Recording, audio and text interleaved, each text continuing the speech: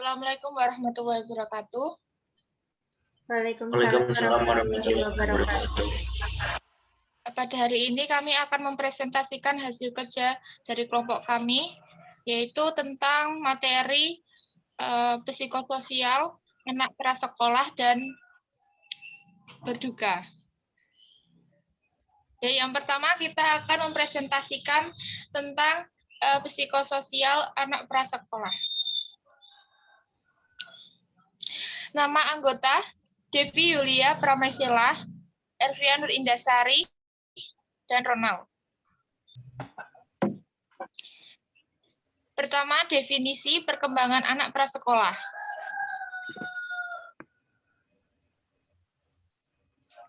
Perkembangan anak prasekolah adalah tahap perkembangan anak usia 3-6 tahun, di mana pada usia ini anak akan belajar berinteraksi dengan orang lain, berfantasi, dan berinisiatif, pengenalan identitas, kelamin, meniru. Menurut Perry dan Potter 2005 menyebutkan usia anak prasekolah merupakan masa kanak-kanak awal, yaitu berada pada usia 3-6 tahun. Anak usia prasekolah merupakan fase perkembangan individu sekitar 2-6 tahun ketika anak mulai memiliki kesadaran tentang dirinya sebagai pria atau wanita, dapat mengatur diri dalam buang air atau toileting training, dan mengenal beberapa hal yang dianggap berbahaya atau mencelakakan dirinya.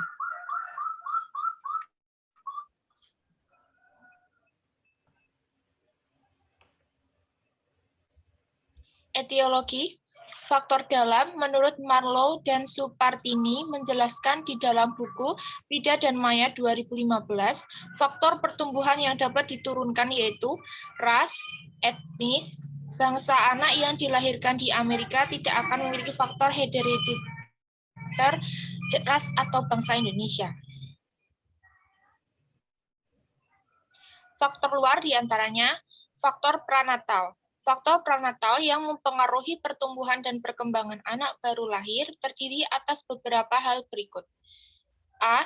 Gizi nutrisi yang diperoleh ibu hamil, terutama di trimester akhir usia kehamilan, sangat mempengaruhi pertumbuhan dan perkembangan janin. B.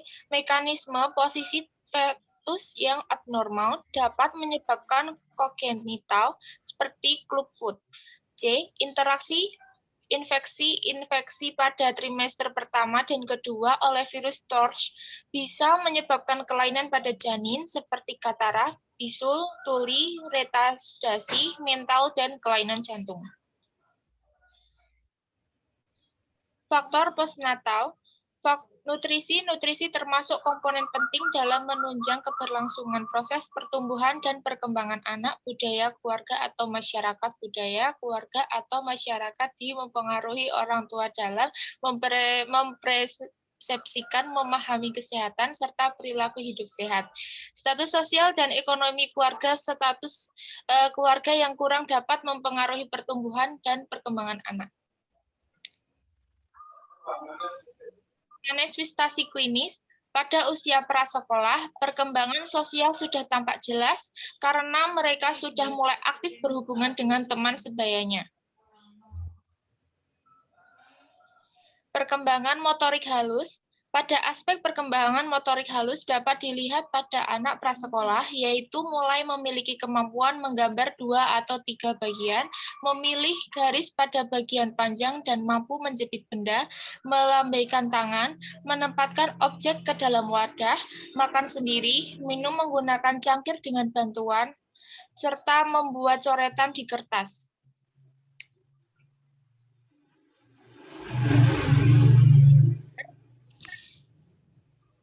Perkembangan motorik kasar pada prasekolah ini dapat diawali dengan kemampuan untuk berdiri dengan satu kaki selama 1-5 detik, melompat dengan satu kaki, menjelajah, membuat posisi, merangkak, dan berjalan dengan bantuan.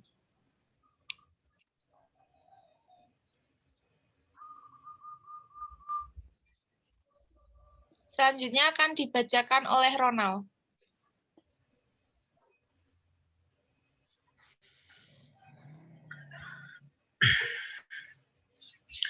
Perkembangan bahasa diawali dengan kemampuan menyebutkan hingga 4 gambar, menyebutkan 1 hingga 2 warna, menyebutkan kegunaan benda, menghitung, mengartikan 2 kata, mengerti 4 kata depan, menggunakan bunyi untuk mengidentifikasi objek, orang, dan aktivitas, menirukan berbagai bunyi kata, memahami arti larangan, serta merespon panggilan orang dan anggota keluarga dekat. Perkembangan perilaku atau adaptasi sosial. Perkembangan adaptasi sosial pada masa prasekolah, adanya kemampuan bermain dengan permainan sederhana, menangis jika dimarahi, membuat pertanyaan sederhana dengan gaya tubuh, menunjukkan peningkatan kecemasan terhadap perpisahan, serta mengenali anggota keluarga.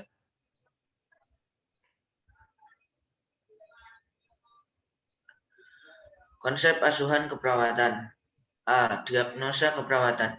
Berdasarkan data yang didapat melalui wawancara observasi, maka perawat dapat merumuskan diagnosa keperawatan sebagai berikut. Potensial mengembangkan rasa inisiatif.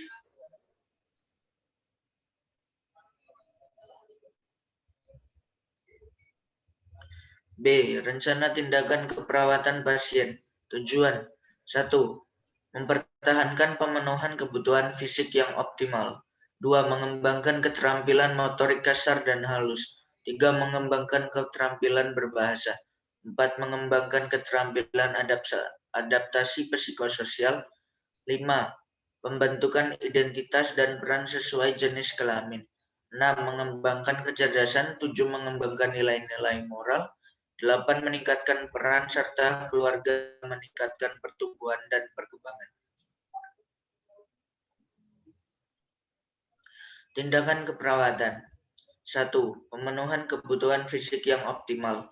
A. Kaji pemenuhan kebutuhan fisik anak. B. Anjurkan pemberian makanan dengan gizi yang seimbang. C. Kaji pemberian vitamin dan imunisasi ulangan booster. D. Ajarkan kebersihan diri. 2. Mengembangkan keterampilan motorik kasar dan halus. A. Kaji kemampuan motorik kasar dan halus anak.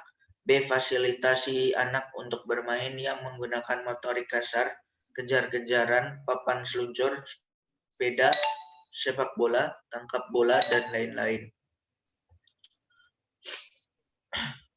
C. Fasilitasi anak untuk kegiatan dengan menggunakan motorik halus, belajar menggambar, menulis, mewarna, menyusun balok, dan lain-lain.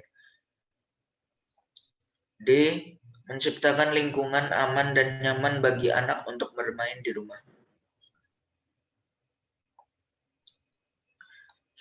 3. Mengembangkan keterampilan bahasa. A. Bahasa yang dikuasai anak, berikan kesempatan anak bertanya dan bercerita. C. Sering mengajak komunikasi. D. Ajari anak belajar membaca. E. Belajar menyanyi. 4. Mengembangkan keterampilan adaptasi psikososial. A. Kaji keterampilan adaptasi psikososial anak. B. Berikan kesempatan anak bermain dengan teman sebaya. C. Berikan dorongan dan kesempatan ikut perlombaan. D. Latih anak berhubungan dengan orang lain yang lebih dewasa.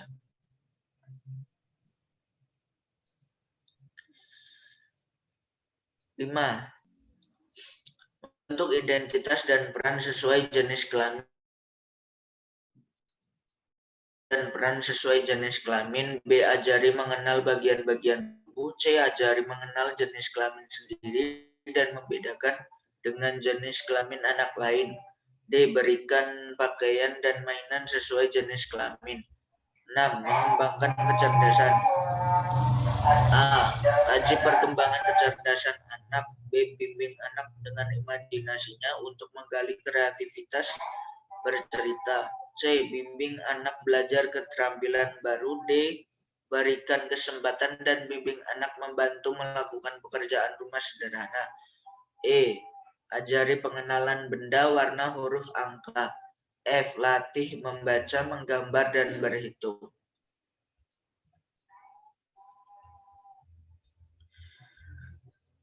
7.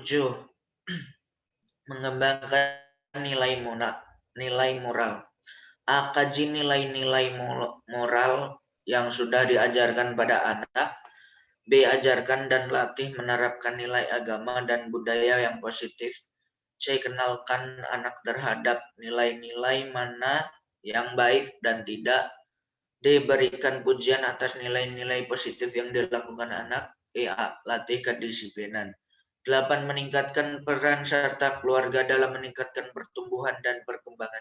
A. Tanyakan kondisi pertumbuhan dan perkembangan anak. B. Tanyakan upaya yang sudah dilakukan keluarga terhadap anak. C. Berikan reformance atas upaya positif yang sudah dilakukan keluarga. D. Anjurkan keluarga untuk tetap rutin membawa anaknya ke fasilitas kesehatan, posyandu, puskesmas, dan lain-lain. E. Anjurkan pada keluarga untuk memberikan makanan bergizi seimbang. Yang selanjutnya akan dibacakan oleh Sheila.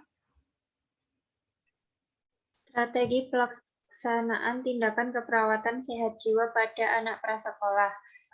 A. Proses keperawatan. Kondisi klien. 1. Anak suka menghayal dan kreatif. 2. Anak punya inisiatif bermain dengan alat-alat di rumah. 3. Anak suka bermain dengan teman sebaya. 4. Anak mudah berpisah dengan orang tua. 5. Anak mengerti mana yang benar dan yang salah. 6. Anak belajar merangkai kata dan kalimat. 7. Anak mengenal berbagai anak membantu melakukan pekerjaan rumah sederhana. Anak mengenal dan membedakan jenis kelaminnya dengan anak lain. B. Rencana tindakan keperawatan pasien. Diagnosa memulai rasa inisiatif tindakan keperawatan. A. Jelaskan tugas perkembangan normal. B. Diskusikan cara menyediakan lingkungan aman selama waktu eksplorasi luas. C. Diskusikan mainan yang sesuai dengan orang tua dan pengasuh. Diagnosa peningkatan cepat dalam keterampilan bahasa. A. Dorong anak untuk berbicara. Jelaskan pada orang tua bahwa perlu waktu untuk mengerti apa yang anak katakan. Hal ini merefleksikan apa yang dipikirkan tentang diri mereka sendiri. C. Strategi komunikasi dalam pelaksanaan tindakan keperawatan. Orientasi. 1. Salam terapeutik. Selamat pagi atau Assalamualaikum Bu. Kenalkan, nama saya Suster Elvia. Saya mahasiswa Fikes. Mohon maaf Ibu, namanya siapa? Hai adik, Suster ingin kenalan nama adik siapa? 2. Evaluasi dan validasi. Bagaimana kabar Ibu dan adik? Tampaknya adik sedang bermain. 3. Kontrak atau topik waktu dan tempat. Ibu, saya ingin berbincang-bincang tentang bagaimana menjadi anak yang sehat bersama Ibu dan adik sambil bermain di sini ya. Ibu, kita akan berbincang-bincang sekitar 2-3 menit. Apakah Ibu bersedia? Tujuannya agar Ibu mengetahui pertumbuhan dan perkembangan anak Ibu. Kerja, langkah-langkah tindakan keperawatan. Bagaimana perkembangan anak Ibu? Apakah anak Ibu senang bermain di luar? Jenis permainannya apa yang paling disukai? Apakah anak Ibu suka ikut-ikutan melakukan pekerjaan rumah yang sederhana, misalnya menyapu atau merapikan mainan setelah bermain? Apa yang Ibu lakukan jika anak Ibu sakit? Apakah diberikan obat yang beli di warung atau kemana dibawa berobatnya? Menggunakan jaminan kesehatan atau membayar sendiri? Apakah sudah mengenal warna-warna? Sekarang Suster mau tanya sama adik, sudah sekolah apa belum? Kalau sudah, kelas berapa? Dan gimana cita-citanya ingin menjadi apa? Oh ya, Suster membawa mainan dari kertas berwarna-warni. Coba adik sebutkan warnanya. Mulai ya. Yang pertama ini seperti hewan apa? Warnanya apa? Pintar. Yang ini seperti hewan apa? Warnanya apa? Bagus. Sekarang yang ketiga, benda apa ini warnanya? Bagus sekali. Yang terakhir, benda apa? Ayo warnanya. Bagus. Sekarang saya akan bicara sama Ibu. Putra Ibu pintar sekali loh. Apa sudah Ibu lakukan pada anak Ibu? Bagus sekali. Saya pesan pertumbuhan dan perkembangannya terus dirangsang sehingga dapat menjadi optimal dan tetap sehat. Terminasi, evaluasi atau subjektif dan objektif. Bagaimana perasaan ibu dan adik setelah berbincang-bincang dengan suster? Senang atau tidak? Coba sebutkan benda apa saja yang tadi suster tunjukkan. Bagus, adik sudah pandai menyebutkan macam-macam benda dan warnanya. 2. Tindak lanjut. Adik rajin belajar ya, biar menjadi anak yang pandai cita-citanya. Jadi akan tercapai. Main boleh, tapi harus tahu waktu saat makan, tidur, mandi, dan belajar. Kalau habis main harus dirapikan sendiri. Ini ada leaflet tentang perkembangan pada usia seperti anak ibu, bisa ibu pelajari. 3. Kontrak sampai di sini dulu ya. Bincang-bincangnya kita minggu depan pada hari dan jam yang sama kita ketemu lagi dengan suster. Mau bercerita yang lucu sekali. Terima kasih Bu atas kesediaannya bertemu dengan kami. Wassalamualaikum. Selamat pagi. Terima kasih.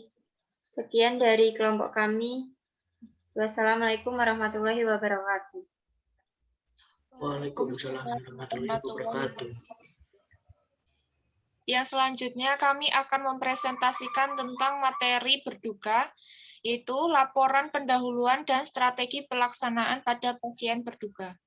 Definisi. Kehilangan adalah suatu keadaan individu berpisah dengan suatu yang sebelumnya ada, kemudian menjadi tidak ada. Baik terjadi sebagian atau keseluruhan, dan berduka adalah respon emosi yang diekspresikan terhadap kehilangan yang dimanifestasikan adanya perasaan sedih, cemas, sesak nafas, susah tidur, dan lain-lain. Berduka adalah respon psikososial yang ditunjukkan oleh klien akibat kehilangan atau orang, objek, fungsi, status, bagian tubuh, atau hubungan. Etiologi. Kehilangan berduka dapat disebabkan oleh 1. Kehilangan seseorang yang dicintai, kehilangan yang ada pada diri sendiri, kehilangan objek eksternal, kehilangan lingkungan yang sangat dikenal, kehilangan kehidupan atau meninggal.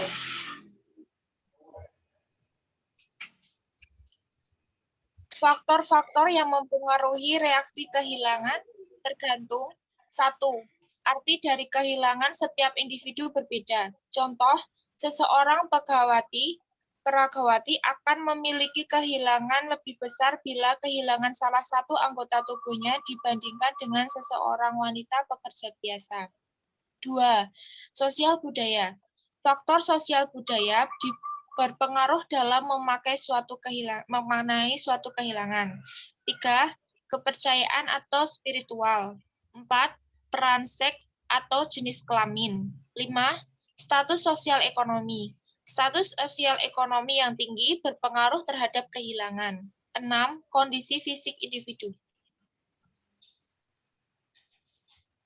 Jenis kehilangan dan berduka. Kehilangan. 1. Kehilangan objek eksternal, atau misalnya kecurian atau kehancuran akibat bencana alam. 2. Kehilangan lingkungan yang dikenal, atau misalnya berpindah rumah, dirawat di rumah sakit, atau berpindah pekerjaan. 3. Kehilangan sesuatu atau seseorang yang berarti, misalnya pekerjaan, kepergian anggota keluarga dan teman dekat, perawat yang dipercaya atau binatang peliharaan. 4. Kehilangan suatu aspek diri, misalnya anggota tubuh dan fungsi psikologis atau fisik. 5. Kehilangan hidup atau misalnya kematian anggota keluarga, teman dekat, atau diri sendiri. Berduka. 1. Berduka normal.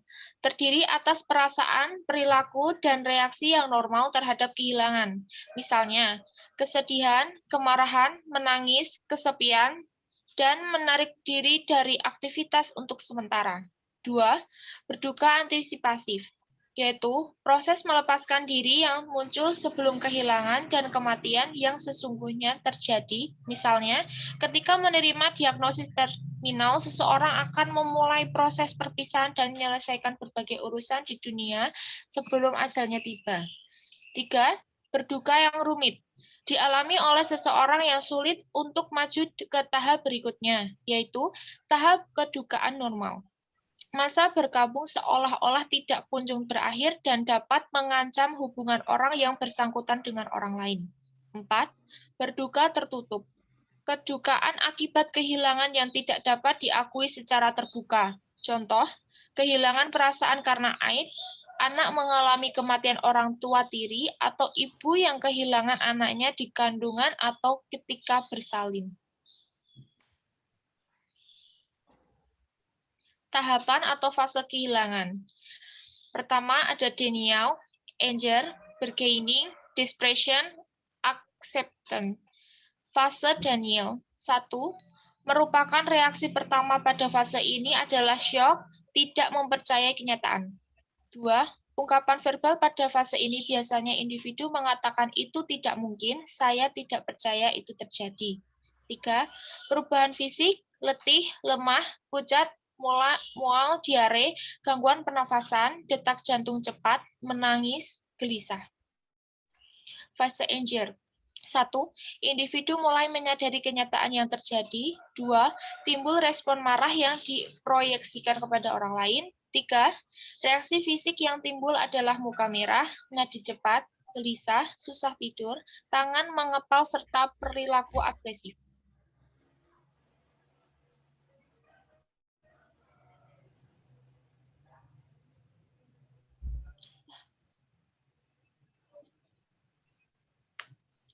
Lanjutannya ada fase bargaining. 1. Ungkapan secara verbal pada fase ini adalah kenapa harus terjadi pada saya? Kalau saya yang sakit bukan saya. Saya seandainya saya hati-hati. Fase depression. 1. Menunjukkan sikap menarik diri, tidak mau berbicara atau putus asa. 2. Gejala pada fase ini, individu menolak makan, mengeluh sulit tidur, dorongan libido menurun. Fase acceptance. 1. Pikiran pada objek yang hilang mulai berkurang. 2.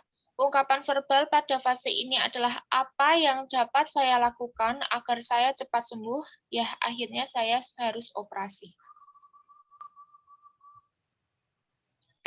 Manifestasi klinis. 1. Ungkapan kehilangan. 2. Menangis. 3. Gangguan tidur. 4. Kehilangan nafsu makan. 5. Sulit berkonsentrasi. 6. Karakteristik berduka yang berkepanjangan, yaitu meningkatkan kenyataan kehilangan terjadi pada waktu yang lama. 8. Sedih berkepanjangan. 9. Adanya gejala fisik yang berat. 10. Keinginan untuk bunuh diri. Tanda dan gejala berduka lainnya. 1. Efek fisik kelelahan, kehilangan selera, masalah tidur, lemah, berat badan menurun, sakit kepala, berat badan menurun, sakit kepala, pandangan kabur, susah bernafas, palpitasi, dan kenaikan berat badan, susah bernafas.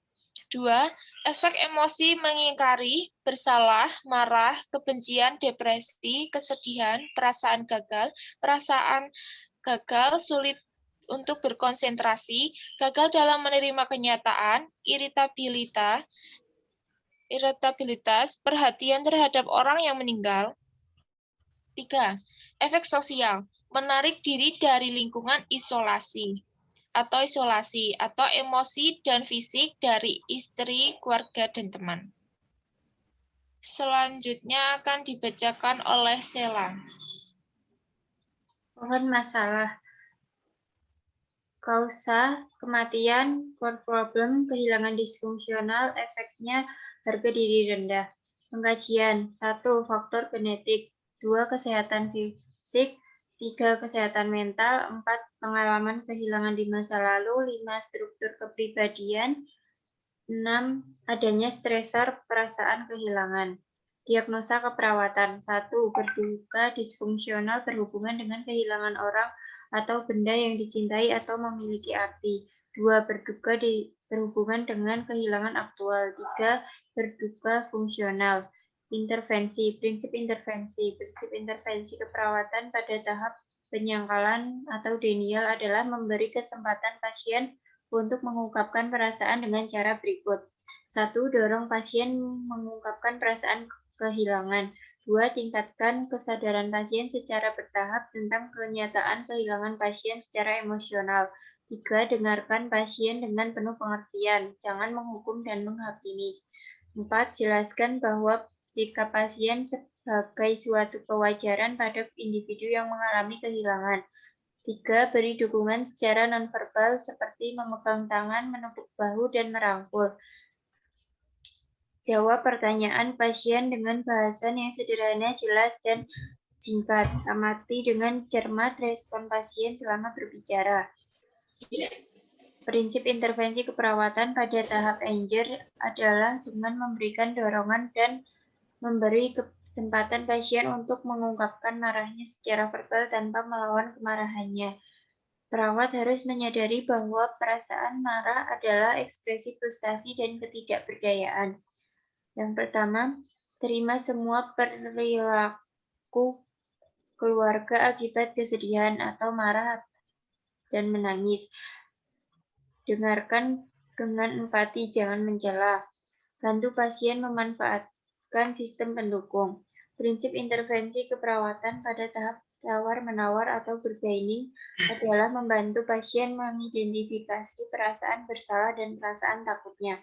1. Amati perilaku pasien. 2. Diskusikan bersama pasien tentang perasaan pasien. 3. Tingkatkan harga diri pasien. Cegah tindakan merusak diri. Prinsip intervensi keperawatan pada tahap depresi adalah mengidentifikasi tingkat depresi, resiko merusak diri, dan membantu pasien mengurangi rasa bersalah. Observasi perilaku pasien, didiskusikan perasaan pasien, cegah tindakan merusak diri, hargai perasaan pasien, bantu pasien mengidentifikasi dukungan positif, beri kesempatan pasien mengungkapkan perasaan, bahas pikiran yang timbul bersama pasien. Prinsip intervensi keperawatan pada tahap penerimaan, acceptance, adalah membantu pasien menerima kehilangan yang tidak dapat dihindari dengan cara berikut. Menyediakan waktu secara teratur untuk mengunjungi pasien. 2. Bantu pasien dan keluarga untuk berbagi rasa. Evaluasi. 1. Pasien mampu mengenali peristiwa kehilangan yang dialami. 2. Memahami hubungan antara kehilangan yang dialami dengan keadaan dirinya. 3. Mengidentifikasi cara-cara mengatasi berduka yang dialaminya. 4. Memanfaatkan faktor pendukung keluarga mengenal masalah kehilangan dan berduka. 6. Keluarga memahami cara merawat pasien berduka berkepanjangan. 7. Keluarga mempraktikkan cara merawat pasien berduka disfungsional. 8. Keluarga memanfaatkan sumber yang tersedia di masyarakat. Selanjutnya akan dilanjutkan oleh Ronald.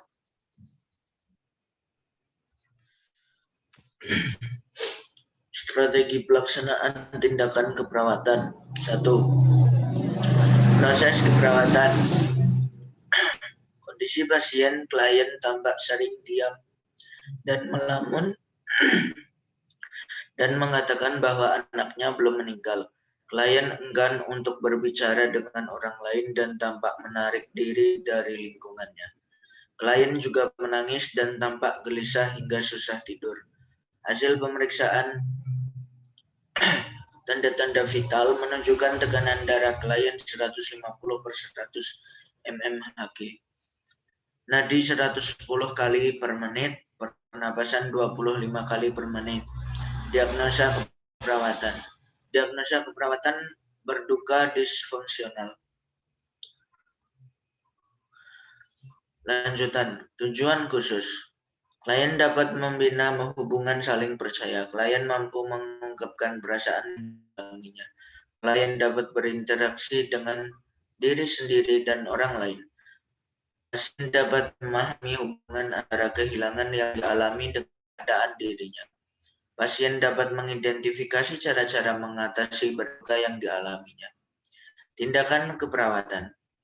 Membina dan meningkatkan hubungan saling percaya dengan cara mendengarkan pasien berbicara, memberi dorongan agar pasien mau mengungkapkan perasaannya, menjawab pertanyaan pasien secara langsung, menunjukkan sikap menerima dan empati, mengenali faktor-faktor yang mungkin menghambat, mengurangi atau menghilangkan faktor penghambat, memberi dukungan terhadap respon kehilangan pasien, meningkatkan rasa kebersamaan antar anggota keluarga, menentukan tahap keberadaan pasien.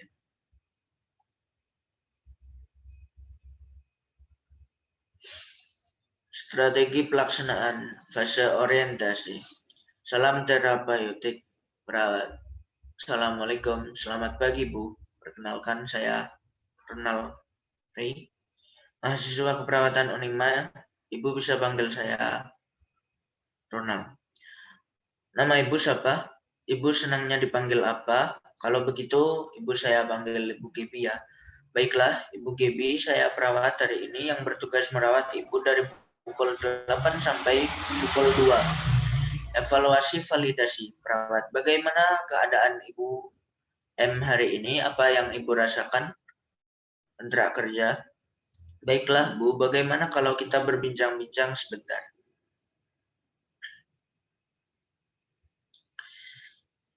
Kita berbincang-bincang untuk mendiskusikan masalah yang Ibu alami. Kira-kira 15 menit saja ya, Bu.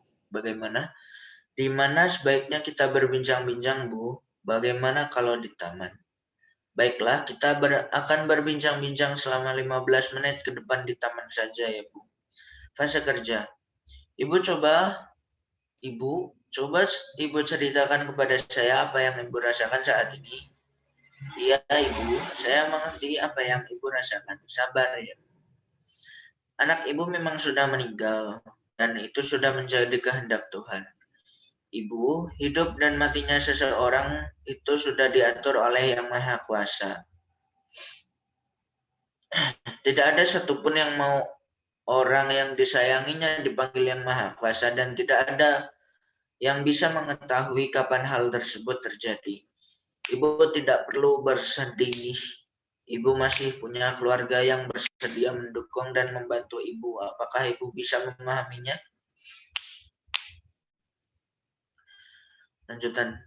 Bagaimana kalau sekarang mencoba membantu Ibu untuk mengatasi rasa cemas yang Ibu alami? Caranya dengan melakukan teknik relaksasi. Ibu bisa melakukan tarik napas dalam, tahan sebentar, dan hembuskan perlahan-lahan melalui mulut. Coba Ibu sekarang lakukan sendiri. Iya, Bu, bagus sekali, benar seperti itu. Fase terminasi, evaluasi subjektif. Bagaimana perasaan Ibu sekarang? Apakah Ibu sudah menyadari apa yang sebenarnya terjadi pada Ibu? Evaluasi objektif. Coba Ibu sebutkan kembali apa yang harus Ibu lakukan jika Ibu sedang dalam perasaan cemas. Lanjutan. Rencana tindak lanjut. Ya Bu, betul sekali. Ibu melakukan teknik relaksasi menarik napas dalam jika Ibu sedang dalam kondisi merasakan sedih. Kontrak yang akan datang. Ya Bu, karena sudah 15 menit kita berdiskusi, saya akhiri diskusi kali ini ya Bu. Besok pagi setelah makan pagi jam 9, saya akan kembali ke ruangan Ibu untuk mendiskusikan tentang hobi Ibu. Di mana Ibu bisa melakukan diskusi dengan saya, Bu? Baiklah, kita akan berdiskusi di taman saja ya, Bu. Apakah 20 menit cukup, Bu? Baiklah, kalau begitu, besok kita akan berdiskusi selama 20 menit di taman ya, Bu. Sekarang saya pamit dulu ya, Bu. Selamat pagi.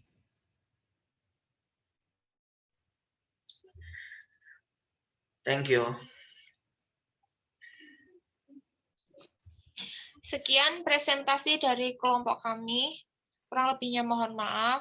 Wassalamualaikum warahmatullahi wabarakatuh. Waalaikumsalam Waalaikumsalam warahmatullahi wabarakatuh. warahmatullahi wabarakatuh.